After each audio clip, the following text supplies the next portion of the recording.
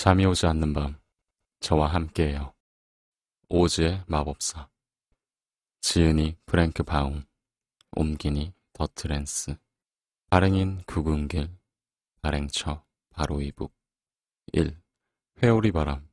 도로시는 캔자스 내초원에서 농부인 헨리 아저씨와 그 아내인 엠 아줌마와 함께 아주 작은 집에서 살고 있었다.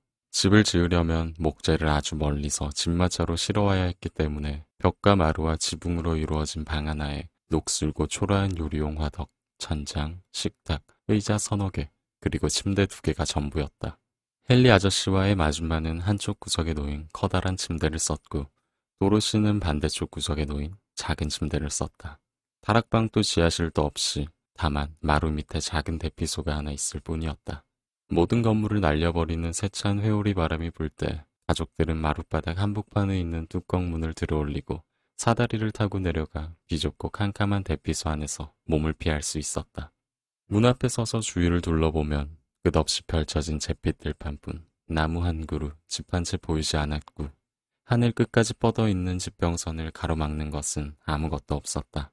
해는 애써 개간한 땅을 바싹 태워 잿빛 덩어리로 만들었고 쩍쩍 갈라진 금이 얼기설기 땅을 가로지르며 뻗어 있었다. 풀조차도 초록빛이 아니었다. 해가 기다란 풀잎들조차 주위와 똑같은 잿빛으로 태우고 있었기 때문이다. 언젠가 집에 페인트 칠을 했지만 햇볕에 녹고 비바람에 씻겨 어느새 집도 다른 것들처럼 우중충한 잿빛이 되어 있었다.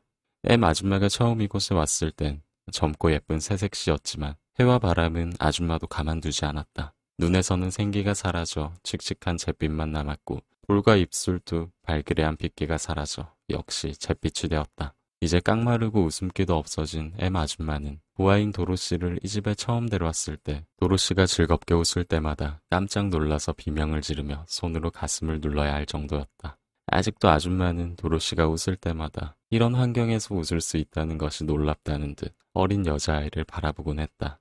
헨리 아저씨도 통 웃지 않았다. 새벽부터 밤늦게까지 부지런히 일만 할 줄 알았지 즐거움이 뭔지 몰랐다. 길게 자란 턱수염부터 낡은 장화까지 온통 잿빛이었고 늘 엄격하고 딱딱한 표정이었으며 거의 말이 없었다.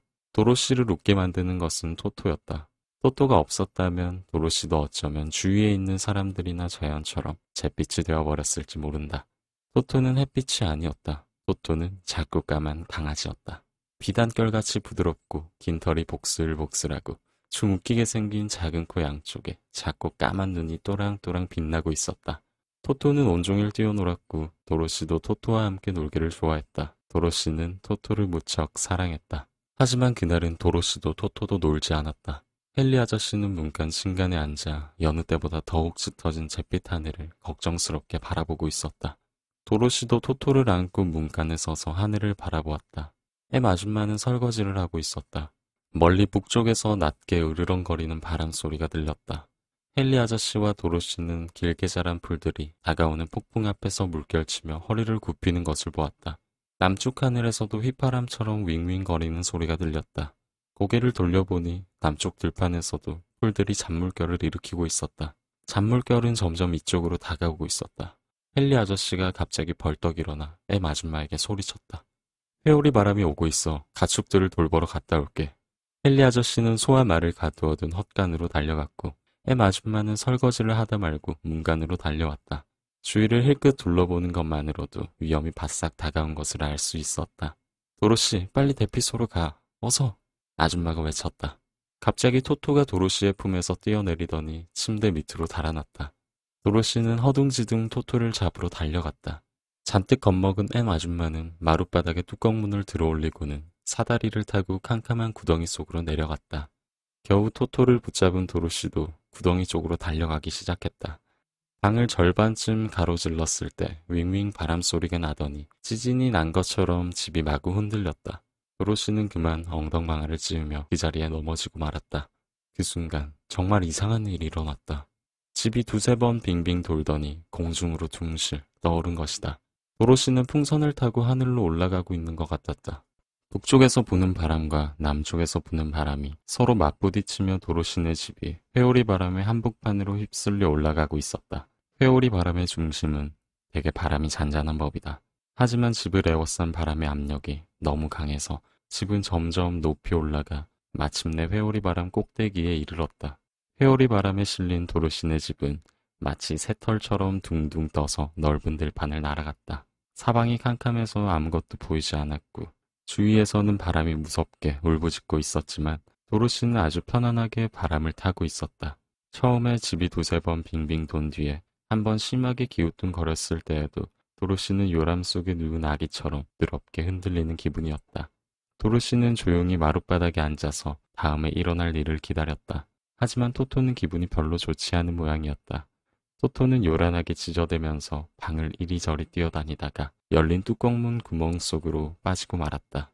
처음에 도로시는 토토를 잃은 줄만 알았다. 하지만 토토의 한쪽 귀가 구멍이로 삐쭉 올라와 있는 것이 보였다.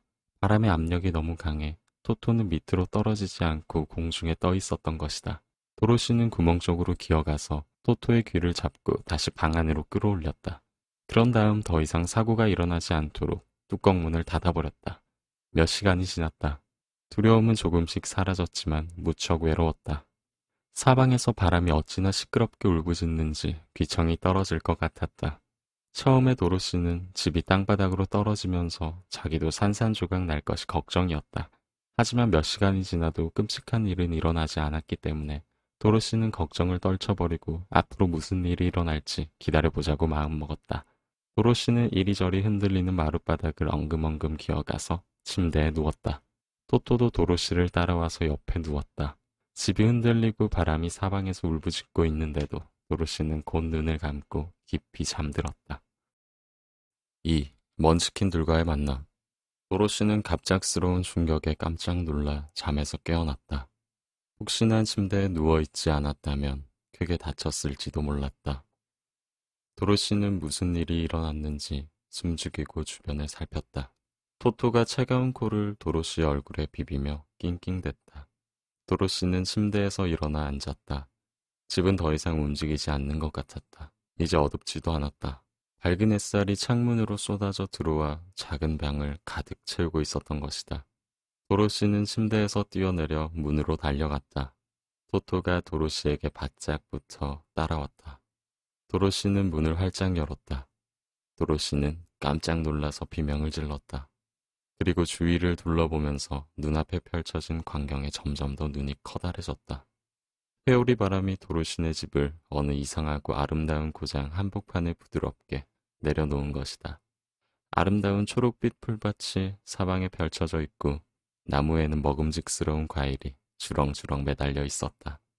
어디를 보아도 화려한 꽃들이 무더기로 피어 있고 숲과 덤불 속에서는 멋진 깃털을 가진 희귀한 새들이 지저귀며 날개를 퍼덕이고 있었다.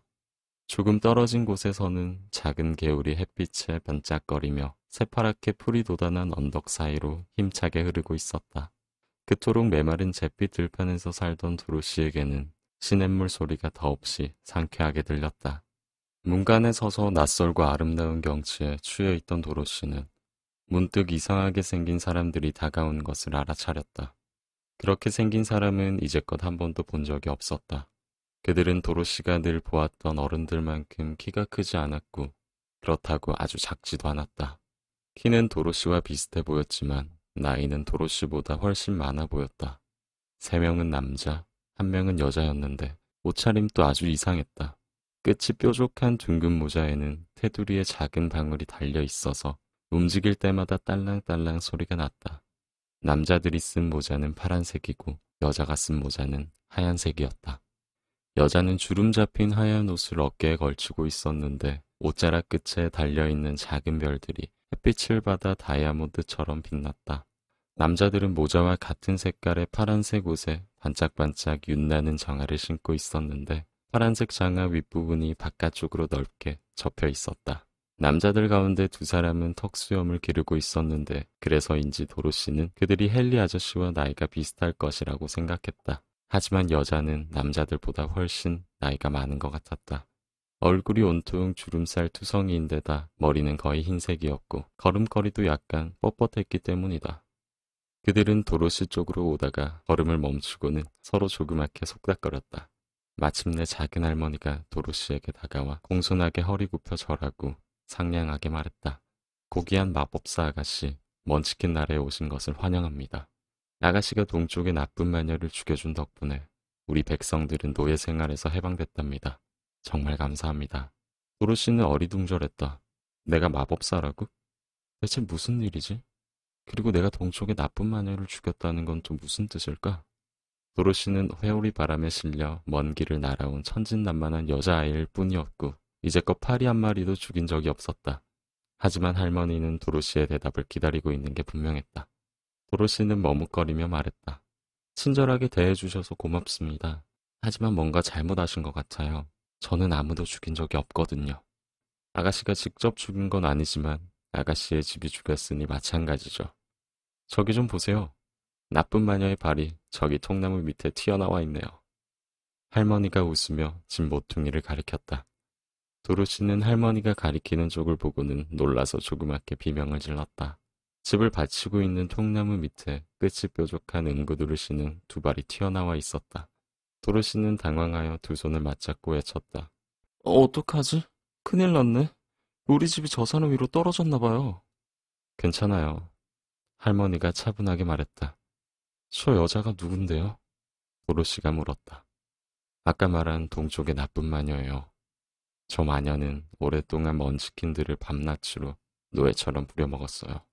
그런 마녀를 아가씨가 죽였기 때문에 먼치킨들은 이제 마녀한테서 풀려나게 된 거고요. 그래서 먼치킨들은 아가씨의 은혜에 깊이 감사하고 있답니다. 먼치킨이 누군데요? 나쁜 마녀가 다스리던 이 동쪽 나라에 사는 사람들이랍니다. 할머니도 먼치킨인가요? 아니요. 나는 먼치킨들의 친구예요. 나쁜 마녀가 죽은 것을 보고 먼치킨들이 곧바로 발빠른 심부름꾼을 보냈더군요. 그 소식을 듣자마자 당장 달려왔죠. 나는 북쪽의 마녀랍니다. 그럼 할머니도 마녀신가요? 그래요. 하지만 나는 착한 마녀예요. 이곳 사람들도 나를 좋아하지요.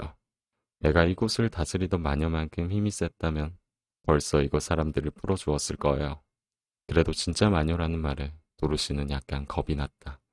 마녀는 모두 못되고 심술궂은 줄 알았어요. 마녀들이 다 나쁜 건 아니에요. 이 오즈의 나라에는 마녀가 4명 있는데 북쪽과 남쪽에 사는 마녀는 착한 마녀예요. 그건 확실해요. 내가 그 착한 마녀 가운데 하나니까 잘못 알 리는 없죠. 하지만 동쪽과 서쪽에 사는 마녀는 정말로 나쁜 마녀예요. 그런데 아가씨가 그 가운데 하나를 죽였으니 이제 오즈의 나라에는 나쁜 마녀가 서쪽에 사는 마녀 하나밖에 남지 않았어요. 도로시는 잠시 생각하고 나서 말했다. 마녀들은 아주 오래전에 모두 죽었다던데요. 엠 아줌마가 그랬어요. 엠 아줌마가 누구죠? 캔자스에 사는 우리 아줌마예요. 저는 캔자스에서 왔어요. 북쪽 마녀는 고개를 숙이고 땅바닥을 내려보면서 잠시 생각하더니 고개를 들고 말했다. 캔자스가 어딘지 모르겠는데 그런 나라 이름은 이제껏 들어본 적이 없어요. 문명이 발달한 나라인가요? 네. 아, 그렇다면 알겠네요.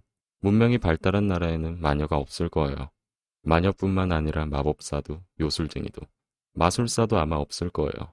하지만 오즈의 나라는 다른 세계와 따로 떨어져 있기 때문에 문명이 발달하지 못했어요. 그래서 이곳에는 아직도 마녀들과 마법사들이 있답니다. 마법사들은 어떤 사람들이에요? 도로시가 물었다. 가장 위대한 마법사는 오즈예요. 우리 모두를 합친 것보다도 더 힘이 세답니다. 그는 에메랄드시에 살아요. 마녀는 목소리를 낮추어 속삭였다. 도로시가 좀 더 자세히 캐물으려고 하는데 옆에서 말없이 서 있던 먼치킨들이 소리를 지르며 나쁜 마녀가 깔려있던 곳을 가리켰다. 마녀는 먼치킨들이 가리키는 쪽을 돌아보고는 소리내어 웃기 시작했다. 죽은 마녀의 발이 완전히 사라지고 응구두만 남아있었다. 저 마녀는 나이가 너무 많아서 햇볕에 말라버린 거예요. 그게 나쁜 마녀의 최후이지요. 이 응구두는 아가씨가 가져요. 아가씨가 신어야 해요. 마녀는 응구두를 집어들고 먼지를 털어낸 다음에 도로시에게 주었다. 죽은 마녀는 그 구두를 무척 소중히 여겼어요. 아마 놀라운 마력이 들어있을 거예요. 그게 뭔지는 모르겠지만요. 어느 먼치킨이 말했다. 도로시는 구두를 집 안으로 가져가서 식탁 위에 올려놓고 다시 밖으로 나와서 먼치킨들에게 말했다. 저는 아줌마와 아저씨에게 빨리 돌아가야 해요. 무척 걱정하실 거예요. 제가 집으로 돌아갈 수 있게 도와주시겠어요? 먼치킨들과 마녀는 서로 얼굴을 쳐다보고 도로시를 바라보며 고개를 저었다. 여기서 동쪽으로 가면 그리 멀지 않은 곳에 큰 사막이 있어요. 하지만 이제까지 그 사막을 무사히 건넌 사람은 아무도 없어요. 첫 번째 먼치킨이 말했다. 남쪽도 마찬가지예요. 한번 가본 적은 있어서 잘 아는데 그곳에는 쾌들린들이 살고 있어요. 두 번째 먼치킨이 말했다. 서쪽도 마찬가지예요. 그곳에는 윙키들이 살고 있고 서쪽에 나쁜 마녀가 다스리고 있는데 누구든 그곳을 지나가면 붙잡아서 노예로 만들어버린대요. 세 번째 먼치킨이 말했다. 북쪽은 내 나라예요. 하지만 북쪽 끝도 역시 거대한 사막이 둘러싸고 있어요. 아가씨, 집으로 돌아가기는 너무 어려우니 여기서 우리와 함께 살아요. 마녀가 말했다. 도로시는 낯선 사람들 속에서 너무나 외로워져 그만 훌쩍훌쩍 울기 시작했다. 도로시가 울음을 터뜨리자 마음 착한 먼치킨들도 모두 손수건을 꺼내들고 같이 울기 시작했다. 그러자 마녀는 모자를 벗어서 뾰족한 끝을 코에 올려놓고 엄숙한 목소리로 하나, 둘, 셋을 세었다. 모자는 당장 칠판으로 변했고 그 칠판에는 커다란 글씨가 하얗게 적혀 있었다. 도로시를 에메랄드시로 보내라. 마녀는 코에서 칠판을 내려 거기에 적힌 글을 읽은 다음 도로시에게 물었다. 아가씨 이름이 도로시인가요? 네. 도로시는 고개를 들고 눈물을 닦으면서 대답했다. 그렇다면 에메랄드시로 가세요. 오즈가 도와줄 겁니다. 그 도시는 어디에 있는데요? 도로시가 물었다. 나라 한복판에 있어요. 아까 말한 오즈 마법사가 다스리고 있지요.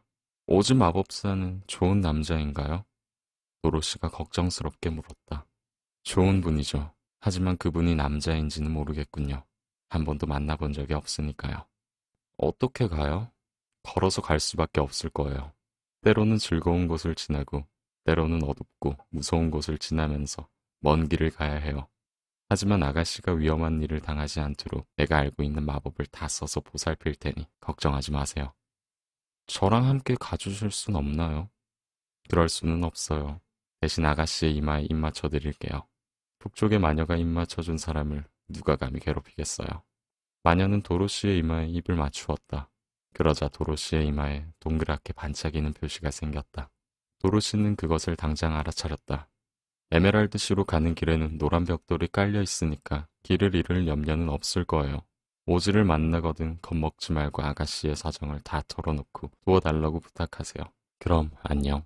세 명의 먼치킨들은 도로시에게 공손히 절하고 즐거운 여행이 되기를 바란다고 말한 다음 나무들 사이로 걸어갔다. 마녀는 도로시에게 상냥하게 고개를 한번 끄덕이고는 맨발 뒤꿈치를 땅바닥에 대고 3번 빙글빙글 돌았다. 그러자 순식간에 어디론가 사라지고 말았다. 토토가 요란하게 찢어댔다. 마녀가 옆에 있는 동안은 겁이 나서 으르렁거리지도 못했다가 마녀가 갑자기 사라지자 깜짝 놀란 것이다. 하지만 도로시는 조금도 놀라지 않았다. 마녀는 언제나 그런 식으로 사라진다는 것을 알고 있었기 때문이다. 3. 도로시는 허수아비를 어떻게 구했을까? 혼자 남게 되자 도로시는 갑자기 배가 고파졌다. 도로시는 찬장을 열고 빵을 조금 꺼내 버터를 발라먹고 토토에게도 빵을 나누어 준 뒤에 선반 위에 놓여있던 물통을 들고 개울로 가서 맑은 물을 가득 채웠다. 토토는 나뭇가지에 앉아있는 새들을 보고 지저대기 시작했다. 도로시는 토토를 데리러 갔다가 나뭇가지에 주렁주렁 매달려 있는 과일을 몇 개 땄다. 아침 식사로 과일을 먹으면 좋을 것 같았던 것이다.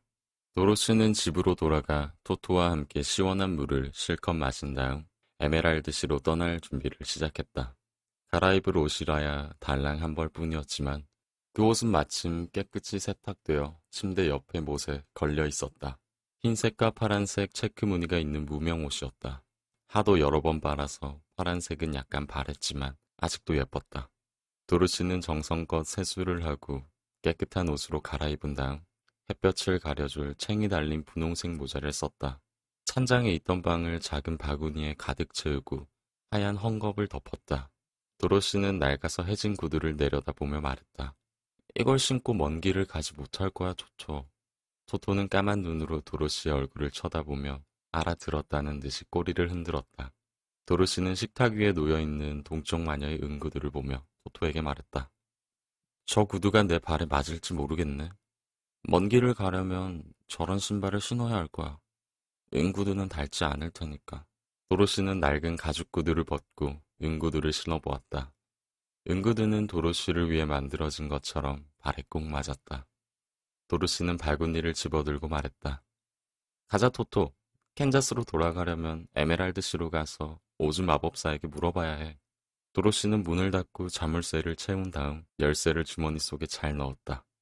그리고 종종 걸음으로 따라오는 토토와 함께 여행길에 올랐다. 길은 여러 갈래로 나 있었지만 노란 벽돌이 깔린 길을 찾는 데에는 그리 오랜 시간이 걸리지 않았다. 도로시는 곧 에메랄드시를 향해 힘차게 걸어갔다. 노란 벽돌을 디딜 때마다 응구두가 딸깍딸깍 경쾌하게 울렸다. 해는 찬란하게 빛나고 있었고 새들은 즐겁게 지저귀고 있었다. 도로시도 이제는 거의 두렵지도 슬프지도 않았다.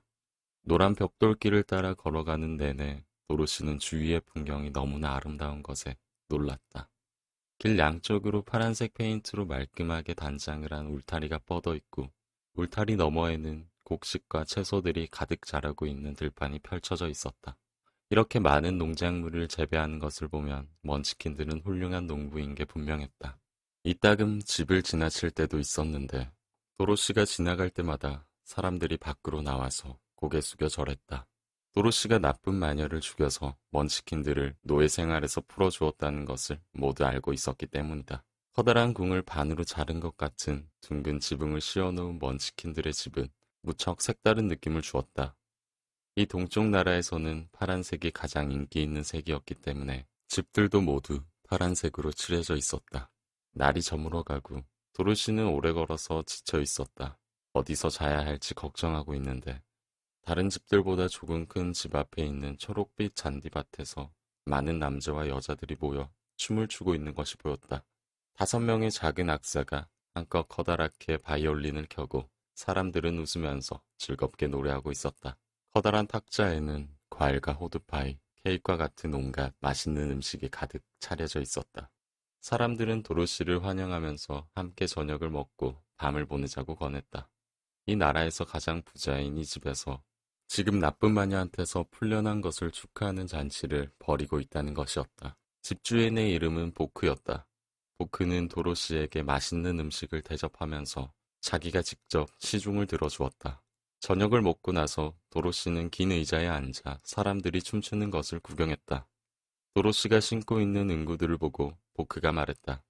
아가씨는 위대한 마법사가 분명합니다. 왜 그렇게 생각하세요?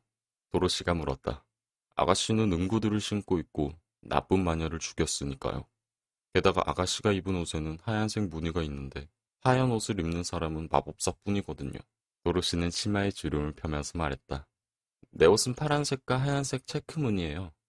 그런 옷을 입다니 정말 친절하시네요.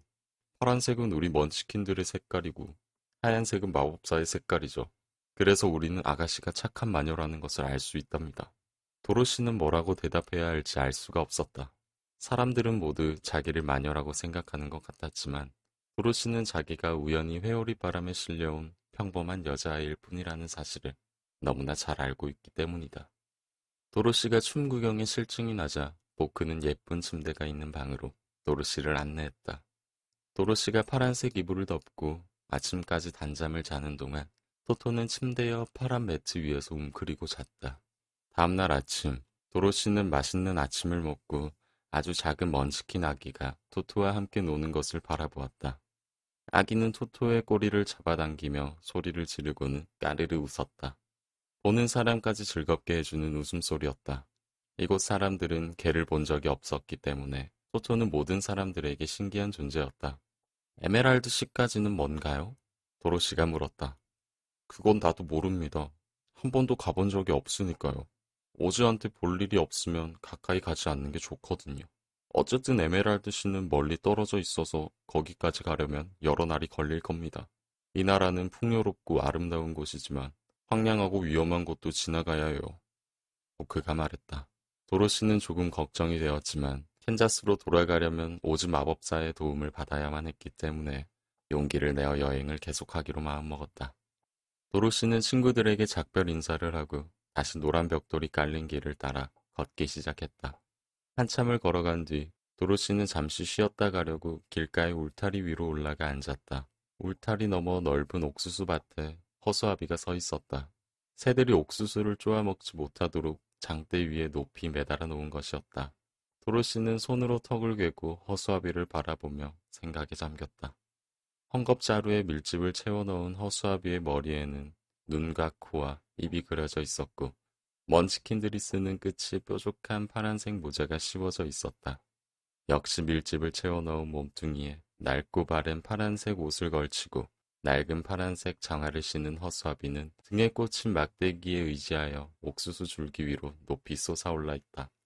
도로시는 괴상하게 그려진 허수아비의 얼굴을 유심히 바라보고 있다가 허수아비가 한쪽 눈을 끔뻑하는 것을 보고 깜짝 놀랐다. 처음에는 잘못 본 것이라고 생각했다. 캔자스에서는 어떤 허수아비도 눈을 끔뻑이지 않기 때문이다. 그래서 다시 물끄러미 바라보고 있으려니 허수아비가 이번에는 도로시에게 고개를 까딱하고 인사를 하는 것이었다. 도로시는 울타리에서 내려와 허수아비에게 걸어갔다. 토토는 장대 주위를 뛰어다니며 멍멍 짖어댔다. 안녕. 허수아비가 약간 쉰 소리로 말했다. 말도 할 줄 알아? 도로시는 놀라서 물었다. 그럼 오늘 기분이 어때? 허수아비가 대답했다. 아주 좋아. 넌 어때? 도로시가 대답했다. 허수아비는 씩 웃으며 말했다. 난 별로야. 이렇게 매달려서 밤낮으로 새들을 쫓는 건 아주 지겨운 일이거든. 내려오면 되잖아. 그러고 싶어도 등에 막대기가 꽂혀 있으니까 말이야. 네가 막대기를 빼준다면 정말 고맙겠는데? 도로시는 두 팔을 한껏 뻗어 허수아비를 막대기에서 들어올려 땅바닥에 내려놓았다. 허수아비는 밀집으로 채워져 있어서 아주 가벼웠다. 정말 고마워. 새 사람이 된 기분이야. 허수아비가 말했다. 도로시는 허수아비가 말하고 인사하고 옆에서 나란히 걷기까지 하는 바람에 한동안 어리둥절했다. 허수아비가 하품을 하며 기지개를 켜고 나서 물었다. 넌 누구니? 어디 가는 길이야? 난 도로시야. 에메랄드시로 가는 길이야. 오즈 마법사를 만나서 캔자스로 돌려보내달라고 부탁하려고. 에메랄드시? 오즈 마법사? 그게 다 뭐야? 그걸 몰라? 도로시는 놀라서 되물었다. 몰라. 사실은 아는 게 아무것도 없어. 나는 밀집으로 만들어져 있어서 머릿속에 아무것도 든 게 없거든. 정말 안 됐구나. 나도 너랑 에메랄드 시에 가면 오즈 마법사한테 두뇌를 얻을 수 있을까? 글쎄, 그건 나도 몰라. 하지만 원한다면 함께 가도 좋아. 오즈가 두뇌를 주지 않는다 해도 지금보다 더 나빠질 건 없잖아. 그건 그래. 솔직히 다리와 팔과 몸뚱이가 밀집으로 채워져 있는 것도 나쁘진 않아. 이런 몸을 갖고 있으면 아무도 나를 해치지 못하니까. 누가 막대기로 때리든 바늘로 찌르든 아무렇지도 않아. 아픔을 전혀 느끼지 못하거든. 하지만 사람들이 나를 바보라고 부르는 건 정말 싫어. 내 머리가 너처럼 뇌로 차 있지 않고 계속 밀집으로 가득 차 있으면 내가 어떻게 무언가를 알 수 있겠니? 도로시는 허수아비가 정말 가여워졌다. 무슨 말인지 알 것 같아. 나랑 같이 가자. 너를 위해 무슨 일이든 해달라고 오즈에게 부탁해볼게. 고마워. 둘은 길로 돌아갔다. 도로시는 허수아비가 울타리를 넘는 것을 도와주었고 그들은 곧 에메랄드시를 향해 노란 벽돌길을 따라 걷기 시작했다. 토토는 처음에는 허수아비가 끼어든 것을 좋아하지 않았다. 밀집 속에 쥐 보금자리라도 들어있는 게 아닐까 의심하는 것처럼 허수아비 주위를 빙빙 돌면서 킁킁거리고 툭하면 험상궂은 얼굴로 으르렁거렸다. 토토는 신경 쓰지 마. 물지는 않으니까. 도로시는 새 친구에게 말했다. 난 괜찮아. 누구도 밀집을 해칠 수는 없으니까. 바구니 이리 줘. 내가 들고 갈게. 난 피로를 느끼지 못하거든. 그리고 이건 비밀인데 너한테만 가르쳐 줄게. 이 세상에서 내가 무서워하는 게 딱 하나가 있는데 그게 뭔지 알아? 허수아비는 도로시와 나란히 걸으면서 말했다. 뭔데? 너를 만든 먼치킨 농부? 아니야. 그건 바로 불붙은 성냥이야. 4. 숲속으로 난 길. 몇 시간쯤 걸어가자 길이 험해지기 시작했고 걷기가 무척 힘들어졌다. 허수아비는 울퉁불퉁한 노란 벽돌에 발부리가 걸려 자꾸만 비틀거렸다.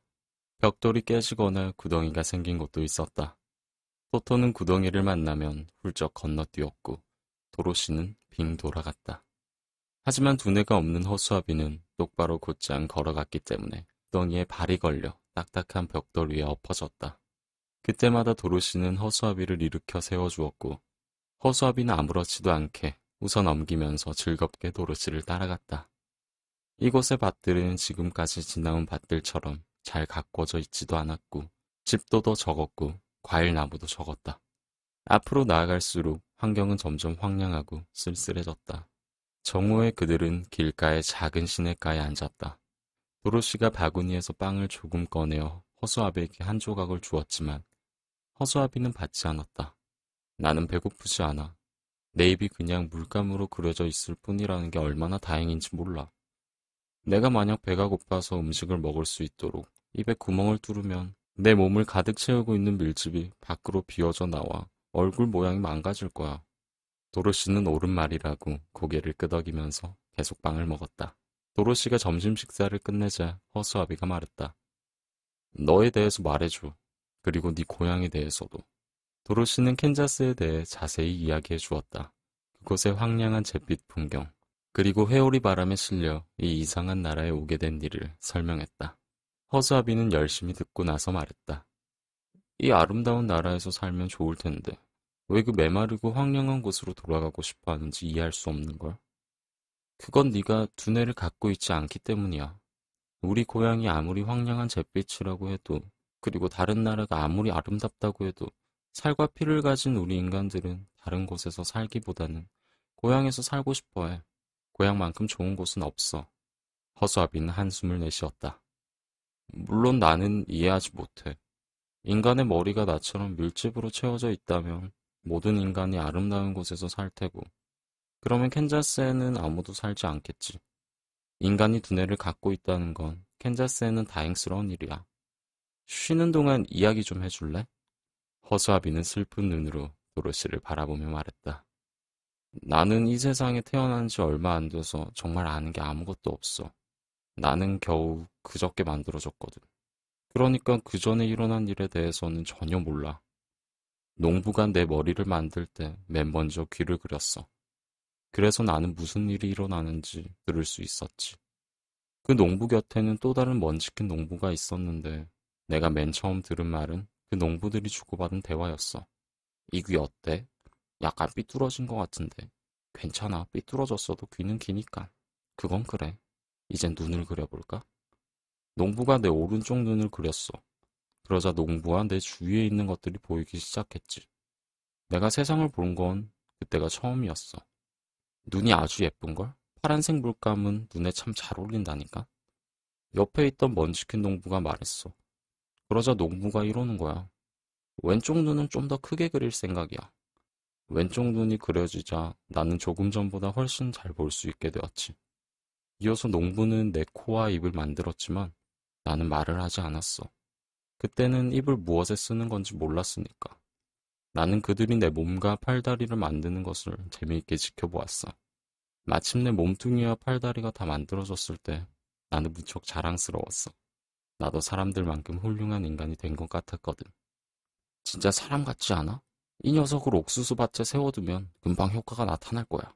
진짜 사람인 줄 알고 새들이 겁을 먹고 가까이 오지 못할 테니. 나를 만든 농부가 말하자 다른 농부가 이렇게 대답했어. 진짜 사람 같은 게 아니라 진짜 사람인걸? 나도 같은 생각이었지. 농부는 나를 겨드랑이에 끼고 옥수수 밭으로 가서 네가 나를 발견한 그곳에 막대기를 세우더니 그 꼭대기에 나를 올려놓고는 나만 혼자 남겨두고 친구와 함께 가버렸어. 나는 그런 식으로 버림받는 게 싫었어. 그래서 그 사람들을 따라가려고 했지만 아무리 애를 써도 발이 땅바닥에 닿지 않는 거야. 그래서 그 막대기 위에 매달려 있을 수밖에 없었지. 만들어진 지 얼마 되지 않아서 생각할 거리도 없었기 때문에 무척 쓸쓸했어.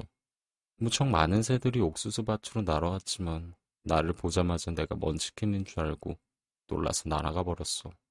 그나마 나를 즐겁게 해주고 내가 아주 중요한 사람이라고 느끼게 해주는 일이었지. 그런데 얼마 뒤에 늙은 까마귀 한 마리가 가까이 날아와서 나를 이리저리 뜯어보더니 내 어깨 위에 내려앉으면서 이러는 거야. 농부가 이런 허튼 수작으로 새들을 속이려 하다니 그거 참 놀랐군. 하지만 나처럼 똑똑한 까마귀라면 금방 알 수 있지. 네가 밀집으로 만든 허수아비일 뿐이라는 것을 말이야. 그는 내 발치에 내려앉아 옥수수를 먹기 시작했어. 내가 그 늙은 까마귀를 해치지 않는 것을 보자 다른 새들도 옥수수를 먹으러 왔어. 순식간에 내 주위에 엄청난 새떼가 몰려들었지. 나는 슬펐어. 그건 내가 그다지 훌륭한 허수아비가 아니라는 증거였으니까. 늙은 까마귀가 나에게 이렇게 말했어.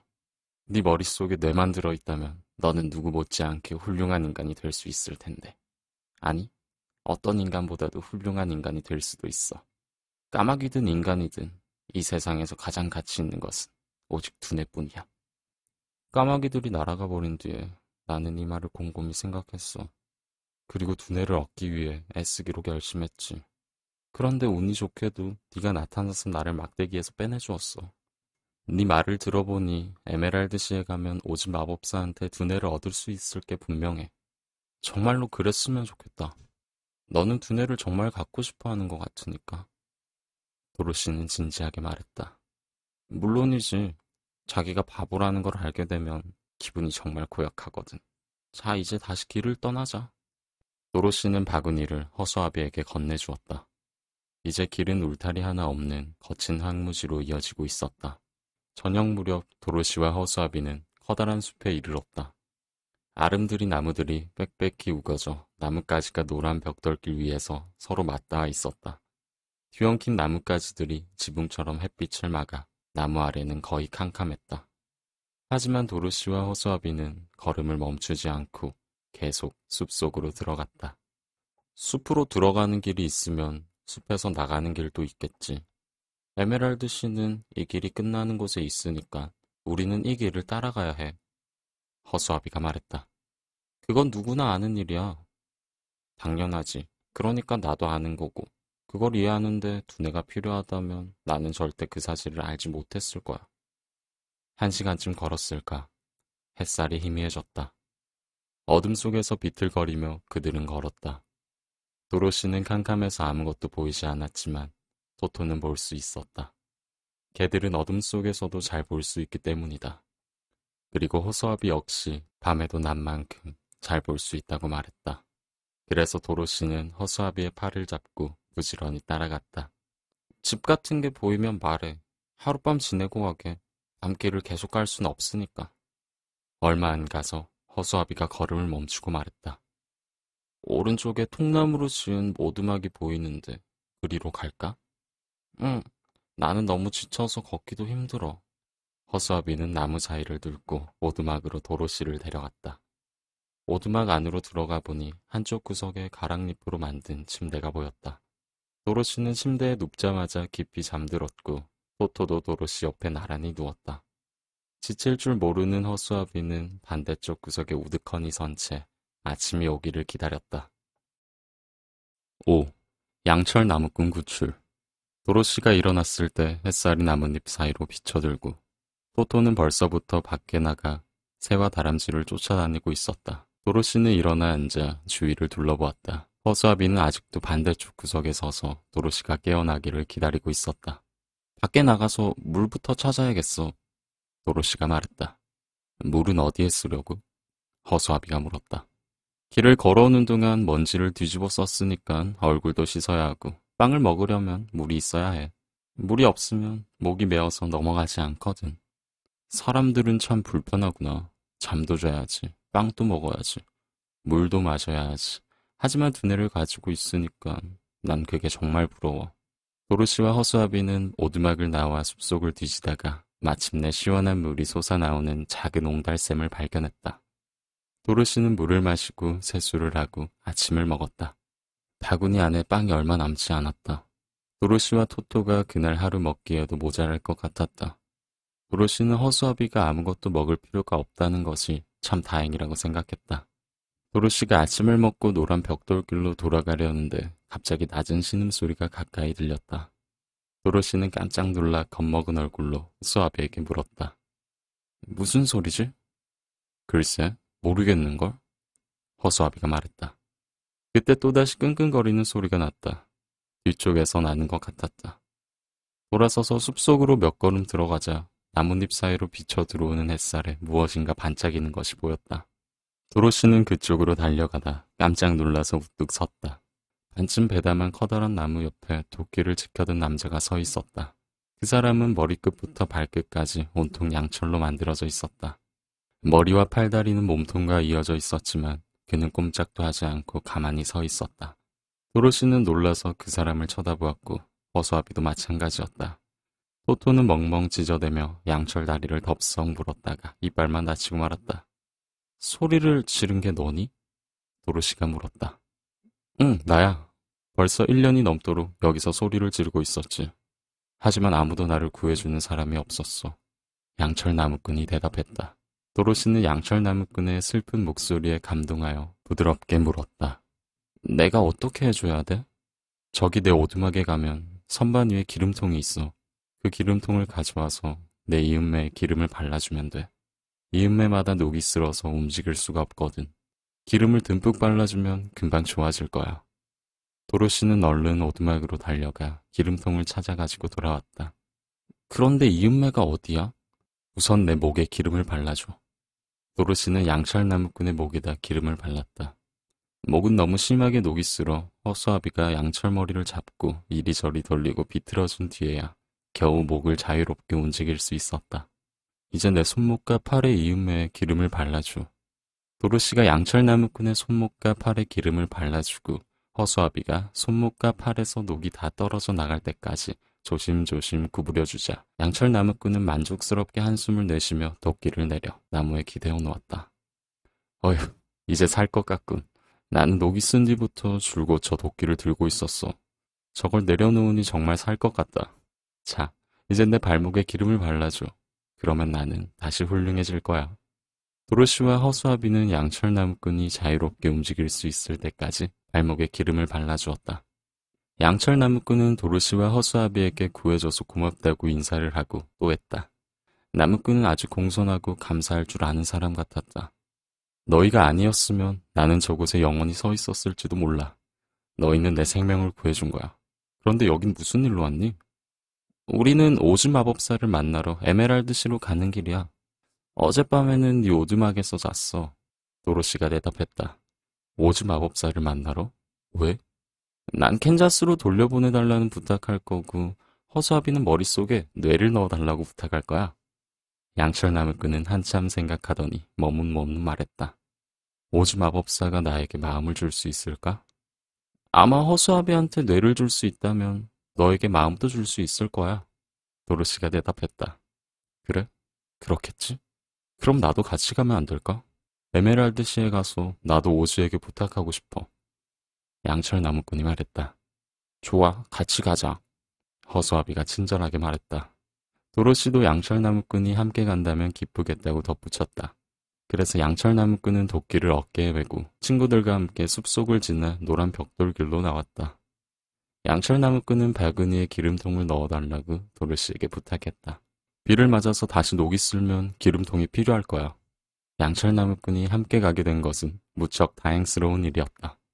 다시 여행을 시작한 지 얼마 되지 않아 나무가 빽빽이 우거져 도저히 지나갈 수 없는 곳에 이르렀는데 나무꾼이 도끼로 나뭇가지를 쳐내어 순식간에 길을 만들었던 것이다. 도로시는 걸으면서 깊은 생각에 잠겨 있었기 때문에 허수아비가 구덩이에 빠져 넘어진 것을 알아차리지 못했다. 그래서 허수아비는 일으켜달라고 도로시에게 소리를 질러야 했다. 왜 구덩이를 피해서 걷지 않니? 양철 나무꾼이 허수아비에게 물었다. 지혜가 없어서 그래. 너도 알겠지만 내 머리는 밀짚으로 채워져 있거든. 그래서 머리에 뇌를 넣어달라고 부탁하려고 오즈를 찾아가는 거야. 아, 그렇구나. 하지만 두뇌가 세상에서 가장 중요한 건 아니야. 너에게는 두뇌가 있니? 허수아비가 양철 나무꾼에게 물었다. 아니, 내 머리는 텅 비어 있어. 하지만 한때는 두뇌도 있었고 마음도 있었지. 그러니까 두뇌와 마음을 둘 다 가져본 셈인데 나는 두뇌보다 마음을 더 갖고 싶어. 나무꾼이 대답했다. 왜? 허수아비가 물었다. 내 얘기를 듣고 나면 이해하게 될 거야. 숲속을 걷는 동안 양철 나무꾼은 자기 이야기를 들려주었다. 나는 숲에서 나무를 베어 파는 나무꾼의 아들로 태어났어. 나도 자라서 나무꾼이 되었고 아버지가 돌아가신 뒤에 늙은 어머니를 모시고 살았는데 어머니마저 돌아가셨어. 그래서 나는 결혼하기로 마음먹었지. 그래야 쓸쓸하지 않을 테니까. 먼치킨 처녀가 있었는데 정말 아름다운 아가씨였어. 난 온 마음을 다해서 그 아가씨를 사랑했어. 그 아가씨는 내가 더 좋은 집을 지을 수 있을 만큼 돈을 벌면 나랑 결혼하겠다고 약속했어. 그래서 난 전보다 더 열심히 일을 했지. 아가씨는 어떤 늙은 여자와 함께 살고 있었어. 그런데 그 여자는 아가씨가 결혼하는 걸 바라지 않았어. 그 여자는 너무 게을렀기 때문에 아가씨가 계속 자기와 함께 살면서 요리와 집안일을 해주기를 바랬던 거야. 그래서 그 여자는 동쪽의 나쁜 마녀한테 가서 아가씨의 결혼을 막아주면 양 2마리와 암수 1마리를 주겠다고 약속했지. 그러자 그 나쁜 마녀는 내 도끼에 마법을 걸었어. 나는 빨리 새집과 아내를 얻고 싶어 그날도 열심히 일하고 있었는데 느닷없이 도끼가 미끄러져서 내 왼쪽 다리를 잘라버린 거야. 처음엔 정말 엄청난 불행으로 생각했지. 한쪽 다리만으론 나무꾼이를 제대로 할 수 없다는 걸 알고 있었으니까. 하지만 나는 땜장이를 찾아가서 양철로 새 다리를 만들었어. 일단 양철 다리에 익숙해지니까 양철 다리는 아주 잘 움직였지. 그런 내 행동에 동쪽 마녀는 화가 났어. 먼치킨 아가씨랑 결혼하지 못하게 하겠다고 늙은 여자와 약속했기 때문이지. 그래서 내가 다시 도끼질을 시작하자마자 도끼가 다시 미끄러지면서 내 오른쪽 다리마저 잘라버리게 만들었어. 나는 또 땜쟁이를 찾아갔고 땜쟁이는 또다시 양철 다리를 만들어 주었어. 그 뒤에도 마법에 걸린 도끼는 내 2팔을 하나씩 잘라냈어. 그래도 난 절망하지 않고 양철팔을 만들어 달랬어. 그러자 나쁜 마녀는 다시 도끼를 미끄러지게 해서 내 머리를 잘라냈지. 그때는 나도 끝장이라고 생각했어. 하지만 땜장이가 우연히 지나가다 머리 잘린 나를 보고는 양철로 새 머리를 만들어 주었어. 나는 나쁜 마녀도 이제 더 이상 나를 해치지 못할 거라고 생각하고 전보다 더 열심히 일했어. 하지만 그 나쁜 마녀는 정말 상상 이상으로 잔인한 여자였지. 먼치킨 아가씨에 대한 내 사랑을 없애기 위해 마녀가 새로 생각해낸 건 내 몸통을 둘로 쪼개버리는 거였어. 땜장이가 다시 와서 양철 몸통으로 만든 다음 거기에 양철로 만든 팔과 다리와 머리를 이어 붙여주었어. 그래서 나는 다시 전처럼 돌아다닐 수 있게 되었어. 하지만 마음이 없어졌기 때문에 먼치킨 아가씨에 대한 내 사랑은 모두 사라져버렸고 아가씨와 결혼을 하든 말든 상관없어졌지. 그 아가씨는 아마 지금도 나를 기다리면서 그 나쁜 여자랑 살고 있을 거야. 햇빛을 받으면 눈부시게 빛나는 내 몸이 난 무척 자랑스러웠어. 게다가 이제는 도끼도 나를 해칠 수 없으니까 아무것도 걱정할 게 없었지. 딱 하나, 내 몸에 이음매에 녹이 쓸 수 있다는 것만 빼고. 그래서 난 오두막에 늘 기름통을 놓아두고 녹이 쓸지 않도록 신경을 썼어. 그런데 갑자기 폭우를 만나는 바람에 몸이 온통 녹슬어서 너희가 와서 구해줄 때까지 숲속에 꼼짝없이 서 있었던 거야. 그거 정말 끔찍한 경험이었지. 거기 1년 남짓 서 있는 동안 생각할 시간은 아주 많았어. 이런저런 생각을 참 많이 했지. 그리고 세상에서 가장 큰 손실은 마음을 잃어버리는 거라는 결론에 이르렀지. 사랑에 빠져 있을 때 나는 세상에서 가장 행복한 사람이었어. 하지만 마음이 없으면 남을 사랑할 수가 없어. 그래서 나는 오지한테 가서 마음을 달라고 부탁하기로 결심한 거야. 오지가 마음을 주면 나는 먼치킨 아가씨에게 돌아가서 결혼을 할 거야. 도로시와 허수아비는 양철 나무꾼의 이야기를 흥미진진하게 들었다. 그리고 양철 나무꾼이 왜 그토록 마음을 가지고 싶어 하는지 이해했다. 그래도 나는 마음보다 두뇌를 달라고 부탁할 거야. 바보는 마음을 가지고 있어도 그것으로 뭘 해야 할지 모를 테니까. 허수아비가 말했다. 나는 마음을 택할 거야. 두뇌는 사람을 행복하게 하지 못하고 행복은 이 세상에서 가장 좋은 것이니까. 양철 나무꾼이 대꾸했다. 도로시는 누구 말이 옳은지 알 수가 없어서 아무 말 없이 걷기만 했다. 캔자스에 있는 아저씨와 아줌마에게 돌아갈 수만 있다면 양철 나무꾼에게 마음이 있든 없든 허수아비에게 두뇌가 있든 없든 나무꾼과 허수아비가 각자 원하는 것을 얻든 말든 아무 상관이 없었다. 지금 도로시의 가장 큰 걱정은 빵이 떨어져 간다는 것이었다. 도로시와 토토가 한 끼만 더 먹으면 바구니는 텅 비게 될 것이다. 양철 나무꾼과 허수아비는 아무것도 먹지 않았지만 도로시는 양철이나 밀집으로 만들어지지 않았기 때문에 음식을 먹지 않고는 살 수가 없었다. 6. 겁쟁이 사자. 울창한 숲속 길은 끝없이 이어지고 있었다. 길에는 여전히 노란 벽돌이 깔려 있었지만 마른 나뭇가지와 가랑잎이 잔뜩 쌓여 있어 걷기 힘들었고 새들도 거의 없었다. 새들은 햇빛이 잘 드는 탁 트인 곳을 좋아하기 때문이다. 대신 이따금 나무들 사이 어디에선가 짐승들의 울음소리가 들리곤 했다. 으르렁거리는 소리가 들릴 때마다 도로시는 대체 어떤 짐승인지 몰라서 가슴이 두근거렸다. 하지만 토토는 알고 있었다. 그래서 도로시 옆에 바싹 붙은 채 짖지도 않았다. 도로시는 점점 걱정이 되기 시작했다. 이 숲을 빠져나가려면 얼마나 오래 걸릴까? 도로시가 양철 나무꾼에게 물었다. 나도 에메랄드시에는 가본 적이 없어서 몰라. 하지만 내가 어렸을 때 우리 아버지가 한번 거기에 다녀오신 적이 있는데 오즈가 살고 있는 도시는 무척 아름답지만 거기까지 가는 길은 아주 멀고 험하다고 하셨어. 하지만 나는 기름통만 있으면 두려울 게 없고 허수아비는 불붙은 성냥만 아니면 겁낼 게 없고 도로시 너는 이마에 있는 착한 마녀의 입맞춤 자국이 보호해 줄 거야. 양철 나무꾼이 대답했다. 하지만 토토는? 토토는 누가 보호해 주는데? 토토는 우리가 보호하면 돼. 양철 나무꾼이 대답하는데 갑자기 숲속에서 어흥하는 소리가 들리는가 싶더니 갑자기 어마어마하게 커다란 사자가 길을 막아섰다. 사자가 앞발로 한번 후려치자 허수아비는 길가로 대굴대굴 굴러갔다. 이어서 사자는 날카로운 발톱으로 양철 나무꾼을 공격했다.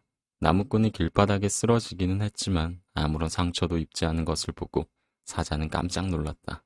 토토는 적이 눈앞에 나타나자 큰 소리로 짖으면서 사자를 향해 달려갔다.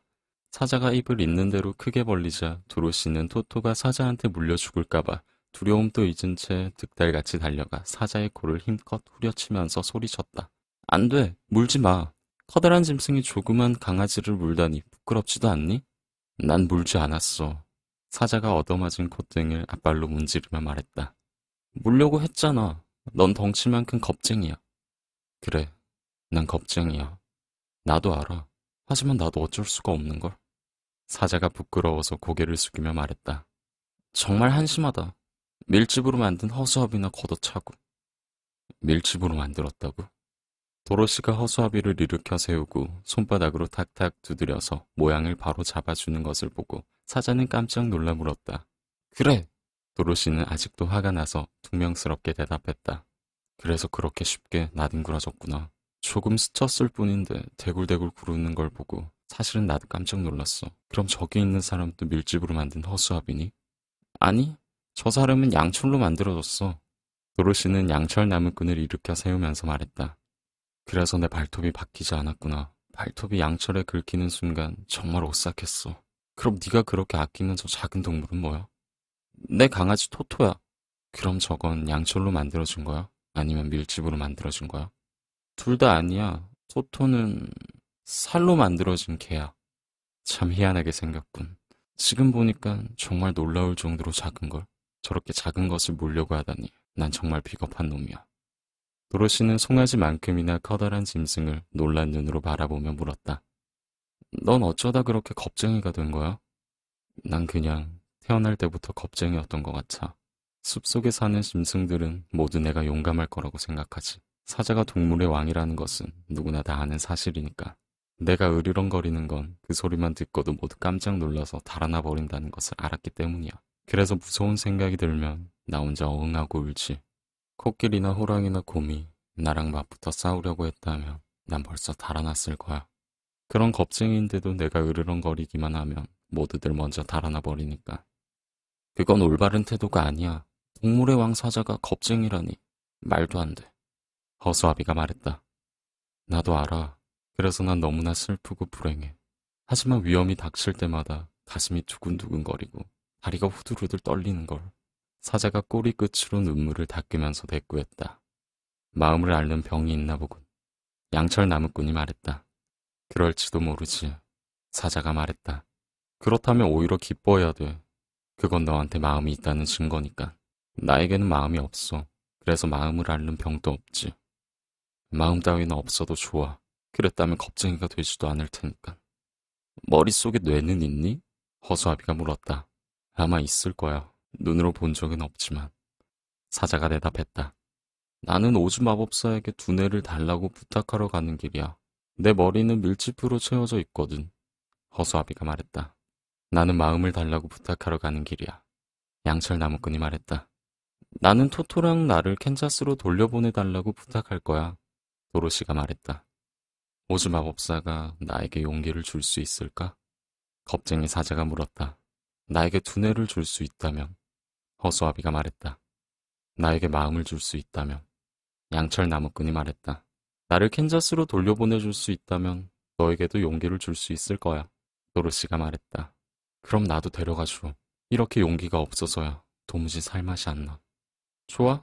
너랑 함께 가면 다른 짐승들이 우리에게 덤벼들지 못할 테니 그것만으로도 너는 충분히 네 역할을 하는 거야. 그건 그래. 하지만 그렇다고 해서 내가 더 용감해지는 건 아니야. 그리고 내가 겁쟁이라는 걸 알고 있는 한 나는 절대로 행복하지 못할 거야. 그들은 다시 길을 떠났다. 사자는 도로시 옆에서 당당하게 걸었다. 토토는 하마터면 사자의 커다란 입에 물릴 뻔했던 일을 잊을 수 없었기 때문에 처음에는 이 새로운 길동무를 좋아하지 않았지만 조금 지나자 마음이 편해졌고 어느새 토토와 사자는 가까운 친구가 되었다. 그날은 양철 나무꾼이 딱정벌레를 밟아서 죽인 것 말고는 별다른 사건 없이 무사히 지나갔다. 양철 나무꾼은 길을 걸을 때도 작은 벌레도 밟지 않으려고 늘 조심했기 때문에 그 불쌍한 작은 곤충을 밟아 죽인 사건은 양철 나무꾼에게 깊은 슬픔을 안겨주었다.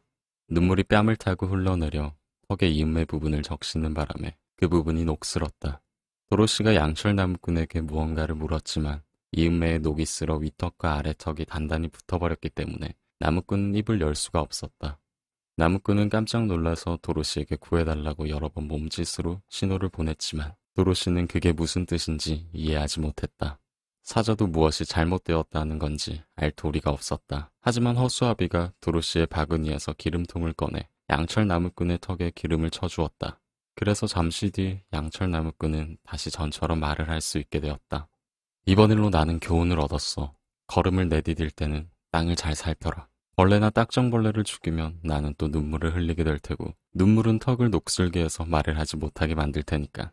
그 다음부터 양철 나무꾼은 땅바닥을 내려다보면서 아주 조심스럽게 걸었다. 그는 작은 개미가 힘들게 기어가는 것을 보면 한 마리도 해치지 않도록 개미들을 뛰어넘곤 했다. 양철 나무꾼은 자기에게 마음이 없다는 것을 잘 알고 있었기 때문에 어떤 것에 대해서도 잔인하거나 불친절하게 굴지 않으려고 조심했다. 마음을 가지고 있는 사람들은 자신을 안내해줄 길잡이가 있으니까 죄를 짓지 않으려고 신경 쓸 필요가 없을 거야.